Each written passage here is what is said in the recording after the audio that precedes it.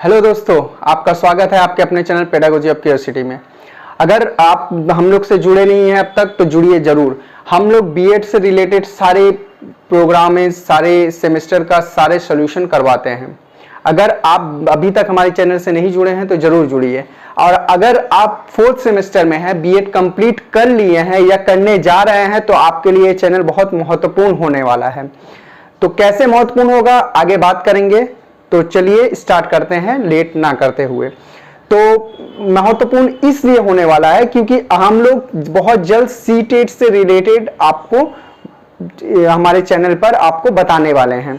CTET क्या होता है, जो बीएड किए हैं उनको सीटेट करना बहुत जरूरी है। इस पर हम बात करेंगे। आज हम एक टॉपिक लाए हैं लर्निंग डिसेबिलिटी का। इस टॉपिक में आपको बताया जाएगा कि बीएड में आप है, बीएड में पढ़ाई कर रहे हैं तो ये टॉपिक आपके लिए बहुत इंपॉर्टेंट होने वाला है। पर आफ्टर बीएड भी आपको ये टॉपिक कितना इंपॉर्टेंट होने वाला है आज इस वीडियो में आपको पता चलेगा। आफ्टर बीएड मींस क्या होता है?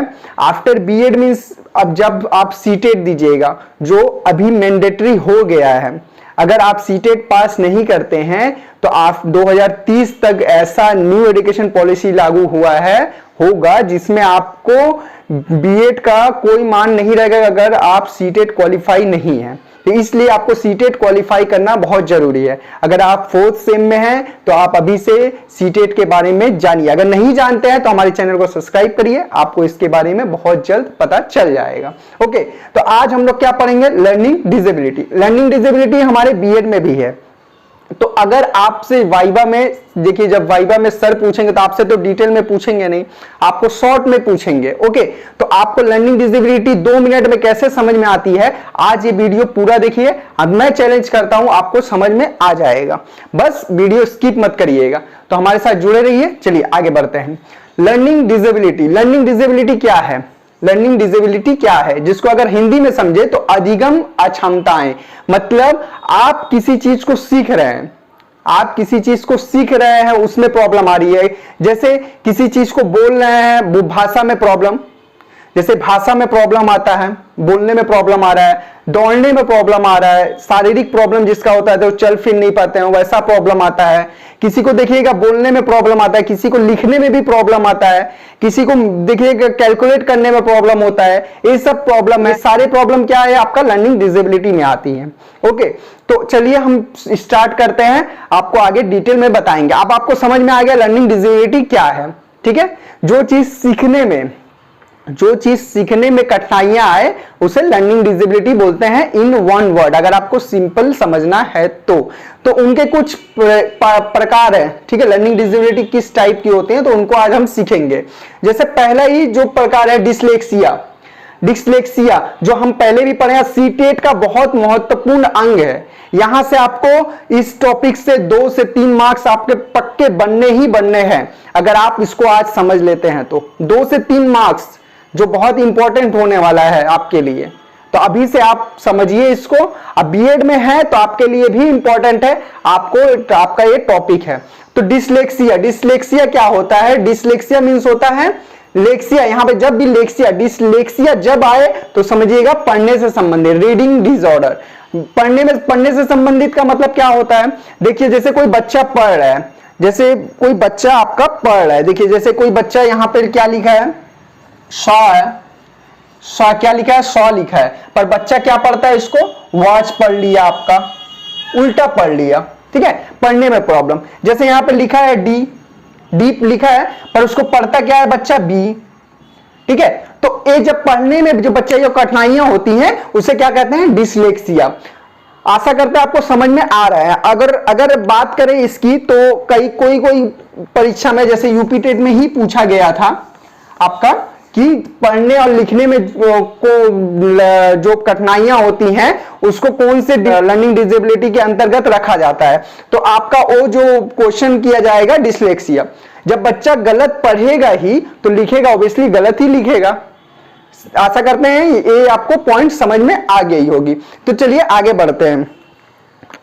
अगर आपका सिर्फ पूछा जाए लिखने में प्रॉब्लम, ये तो होगी पढ़ने में प्रॉब्लम। अगर सिर्फ पूछा जाए लिखने में प्रॉब्लम अगर किसी को हो तो उसे क्या कहते हैं, उसे कहते हैं डिस्ग्राफिया। देखिए नाम से ही आपको समझ में आ रहा है, ग्राफिया, ग्राफिया, ग्राफ, ग्राफ कैसे बनते हैं, लिख के बनाते हैं ना ग्राफ, तो ग्राफिया, डिस्ग्राफिया। डिस्ग्राफिया मतलब लिखने में कठिनाइयां होगी तो क्या होगी वो, डिस्ग्राफिया, मतलब राइटिंग डिसऑर्डर, जिसको लिखने में दिक्कत होती है उसे क्या कहते हैं, डिस्ग्राफिया। तो ये चीज आपको समझ में आ गई। लेकिन देखिए अगर आपको पूछा जाए एग्जाम में पढ़ने और लिखने में, पढ़ने और लिखने में जो प्रॉब्लम आती है वो किस डिसेबिलिटी के अंदर आती है, तब आप डिसलेक्सिया लिखिएगा। लेकिन अगर सिर्फ पूछा जाए कि आपका लिखने से संबंधित डिसऑर्डर किसके अंतर्गत आती है, तब आप डिस्ग्राफिया लिखिएगा, कंफ्यूज मत होइएगा, ठीक है। यहां पे देखिए बच्चा डिसलेक्सिया में क्या है, पढ़ने संबंधित, और ग्राफिया में क्या है, ग्राफ, ग्राफ से आप ग्राफिया लिखने के संबंधित याद रखिएगा, ग्राफ कैसे लिख के करते हैं, तो ग्राफिया से लिखने से संबंधित राइटिंग डिसऑर्डर। तो यहां तक आपको समझ में आ गई होगी। चलिए आगे बढ़ते हैं। दूसरा नंबर क्या है हमारा, डिसकैलकुलिया। अब कैलकुलिया क्या होता है, देखिए कैलकुलिया नाम में ही आपका यहाँ पर आंसर निकल के आता है। कैलकुलिया का मतलब क्या होता है, देखिए कैलकुलिया में क्या आता है, कैलकुलेटर टाइप आ रहा है ना, जब आप इसको प्रोनाउंस करिए कैलकुलिया, कैल, कैल मींस क्या, कैलकुलेटर आ रहा है ना, शॉर्ट फॉर्म में कैलसी भी बोलते हैं हम लोग, कैल के जहां पे कैलकुलेशन की बात आती है वो गणित में चल जाती है, मैथमेटिक्स डिसऑर्डर में जाता है, जिसको देखिए मैथ्स करने में प्रॉब्लम आता है। बहुत सारे बच्चे होते हैं जिनको एडिशन में प्रॉब्लम आती है, एडिशन में प्रॉब्लम आ रही है, माइनस करने में प्रॉब्लम हो रही है, उनको मल्टीप्लिकेशन करने में प्रॉब्लम हो रही है। ये सारे जो प्रॉब्लम होते हैं, मैथमेटिक्स प्रॉब्लम जो होते हैं, मैथ के कैलकुलेशन करने में जो प्रॉब्लम होती है उसे डिसकैलकुलिया के अंतर्गत आती है। तो यहां तक भी क्लियर हो गया। अब देखिए चौथा पॉइंट क्या है, डिस्फेजिया और अफेजिया। डिस्फेजिया और अफेजिया, डिस्फेजिया और अफेजिया का जो अंतर्गत आते हैं वो भाषा से संबंधित, यानी बोलने में।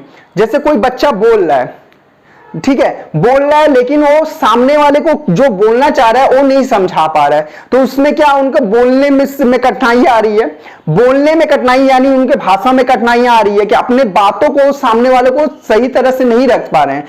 जो भाषा से संबंधित कठिनाइयां होती हैं वो किस में आती हैं, डिस्फेजिया और अफेजिया में, ठीक है, लैंग्वेज डिसऑर्डर जिनको बोला जाता है। ओके, तो यहां तक भी समझ में आया। तो पांचवा पॉइंट क्या है, डिस्फेक्सिया। अच्छा, डिस्फेक्सिया क्या होता है, शारीरिक कौशल से संबंधित, मतलब मोटर स्किल डिसऑर्डर। ओके, शारीरिक संबंधित मतलब क्या हुआ, आपके जो शरीर में किसी की प्रॉब्लम हो, शरीर में जैसे कोई बच्चा ठीक से दौड़ नहीं पा रहा, ठीक से खेल नहीं पा रहा है, तो उसके शारीरिक प्रॉब्लम जो है वो क्या है, मोटर स्किल डिसऑर्डर। वो कहां होती है, वो डिस्फेक्सिया में होती है।